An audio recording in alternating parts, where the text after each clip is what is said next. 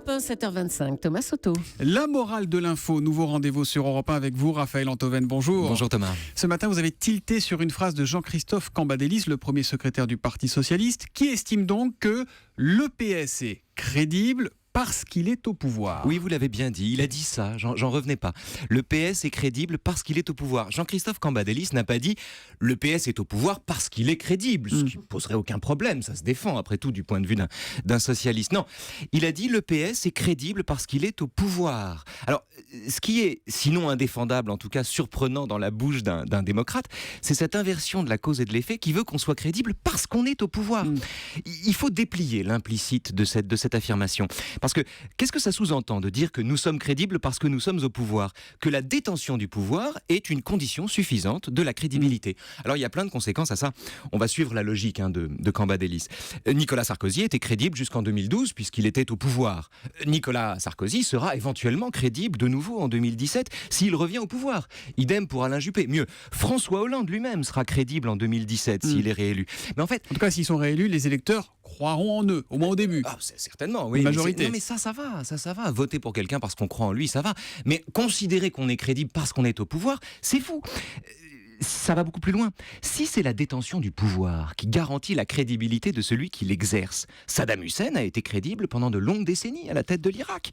Staline a été crédible de 24 à 53. Hitler a été crédible de 33 à 45. Vladimir Poutine, quant à lui, est crédible aux yeux de Cambadélis jusqu'à nouvel ordre. Ce que je veux dire, Thomas, c'est que aucune phrase n'est plus conservatrice que celle-là, n'est moins soucieuse de morale ou de vertu publique. Objection, votre honneur, quand même. Oui. Vous comparez un peu Staline, Poutine, Saddam Hussein et les autres en France, eux, ils sont légitimes quand même. J'aime que vous m'appeliez votre honneur. Vous êtes un peu injuste, votre honneur, là. Mais oui, bien sûr, Camba n'a pas voulu dire ça. Enfin, on peut l'espérer.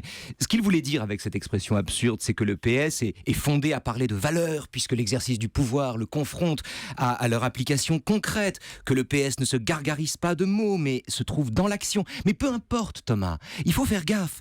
Quand on dispose d'une parole publique, quand on parle au nom des autres, on peut pas dire n'importe quoi. Les mots qu'on emploie ne sont pas excusables par la pensée qui les sous-tend. D'autant, Thomas, qu'il existe toute une tradition de la pensée politique qui va de Machiavel à Carl Schmitt, qui fait son deuil de la vertu, qui parie sur le conservatisme, sur la méchanceté des hommes et considère par conséquent qu'en politique, la détention du pouvoir est l'unique garantie de la crédibilité. C'est les mêmes qui disent « le pouvoir est juste parce qu'il est le pouvoir ». Mais que je sache, jusqu'à nouvel ordre, c'est pas à cette tradition-là que les socialistes ont l'habitude de se référer. Mais alors, finalement, la morale de l'info, Raphaël. J'hésite entre Blaise Pascal et André Léniel. Vous préférez qui ? On va prendre Blaise Pascal, peut-être. Alors je prends Léniel. C'était en 1981 au Parlement.